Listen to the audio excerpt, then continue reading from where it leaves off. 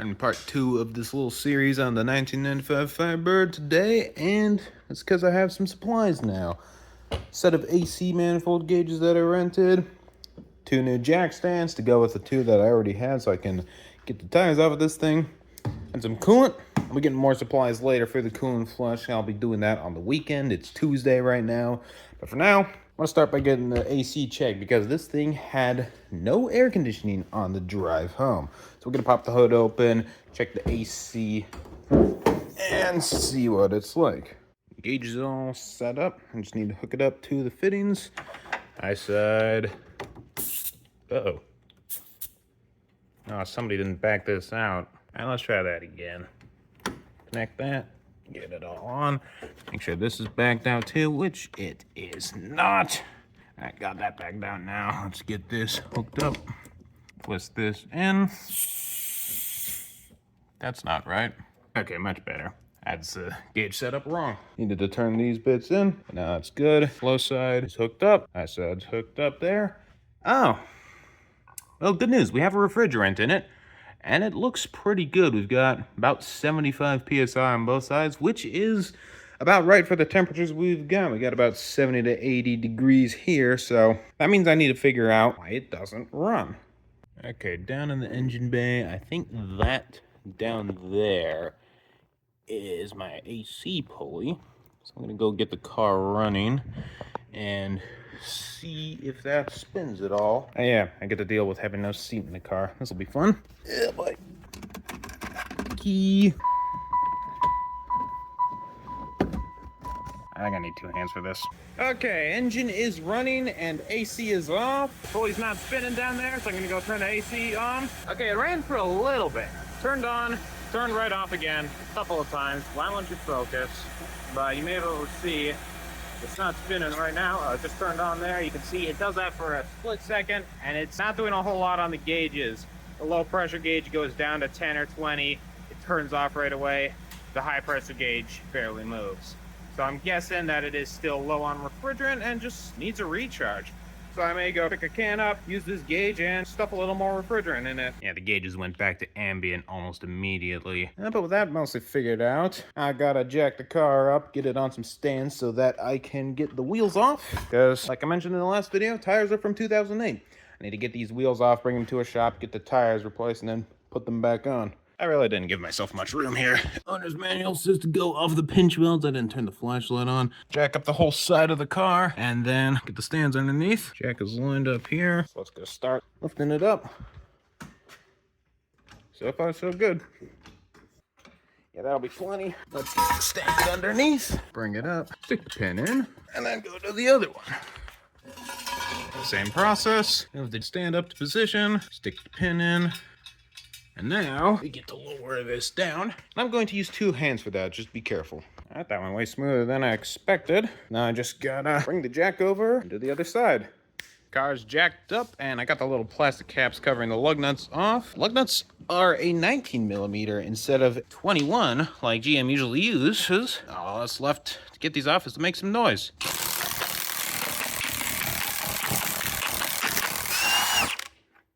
That is that. Lug nuts are now off, wheels are off, and loaded up, ready to go to the shop. Also, this left rear has a nail in it. Can you believe I drove home almost an hour in these things? I'm the one who did it, and I still can't believe it. Anyway, I'll see you at the shop. Apologies in advance for the sideways clip. All my inspection videos at work are in portrait, so I was used to using that. Yeah, I was right. I didn't end up recording much, but out with the old crappy dry tires and in with the news. I went with some Hankook Ventus V2 Concept 2 because my options were limited. I couldn't get Michelin's in this size, 245/50 R16.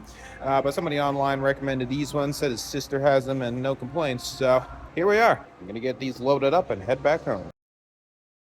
All right, it's Saturday. And I've got a lot of stuff to do today. I'm not looking forward to much of it, honestly. Already got the tires I showed you, but I've also got a coolant flush to do, engine oil change, and then got my own set of AC gauges instead of bothering with renting them, so I can recharge the AC system. A couple more tools to work with.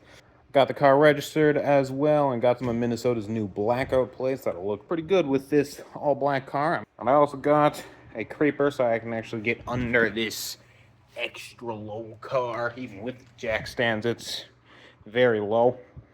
So we'll see how this goes. The first thing I ended up doing was messing with the cooling system to start the flush, but the whole flush turned out quite messy, so I'm going to save that for the end when I can condense it and voice it over. So, floor mats.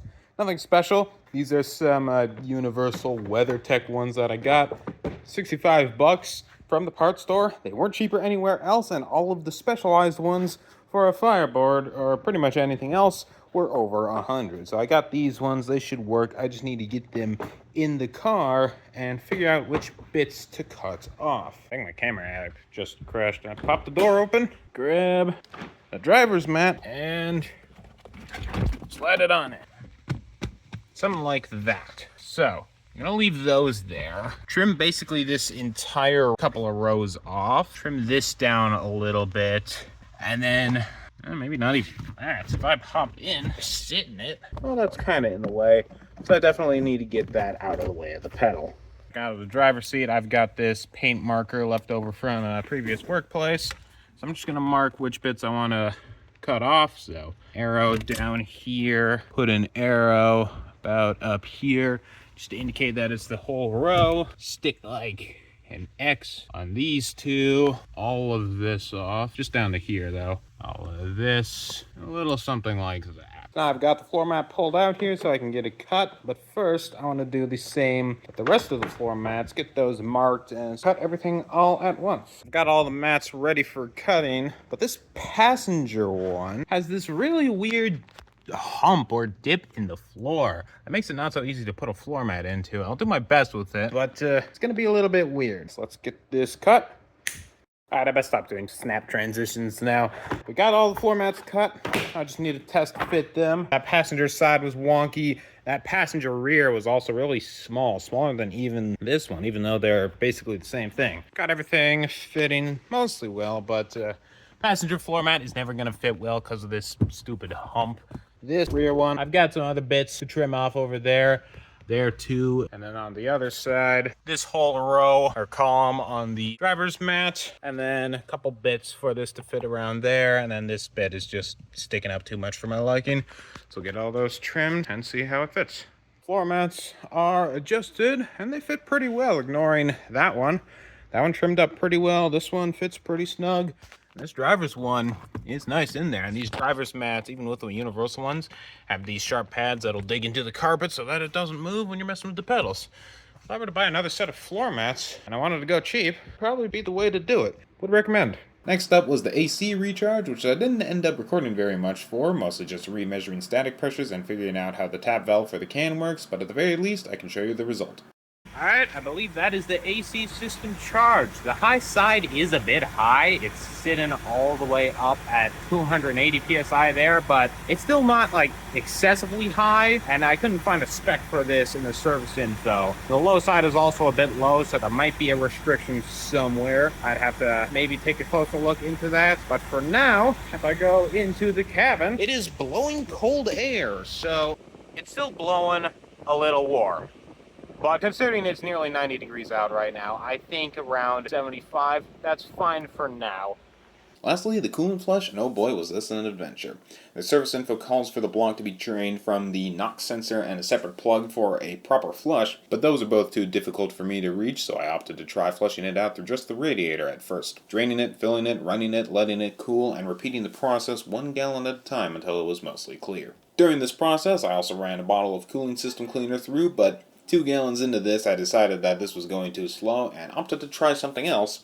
Something that I ended up dubbing an active flush, where I got the engine up to temp to open the thermostat, then started draining the radiator and filling with fresh water at the same time. The theory was that this would let the engine take in fresh water while dumping the old stuff out, and this turned out to be a pretty bad, messy idea, but it did work well enough for me. I got any junk and most of the coolant out, which was the important bit since I didn't want to be dealing with any old deck school. Once that was done, I did my best to drain a couple gallons and fill it with the 2 gallons of Prestone yellow concentrate that I got. I went with this coolant since I heard good things about it and wanted a universal coolant to replace the deck school, and I got concentrate since I figured there would already be all that distilled water in the system, might as well just pour it in and let it mix. I still need to measure the coolant ratio and see if I need to get some more concentrate or water, plus the other things that I didn't get to this time around, but that's all I wanted to do for the day, and thus all that I have for this video. Those of you here, I wish you a good rest of your day, and I look forward to seeing you again.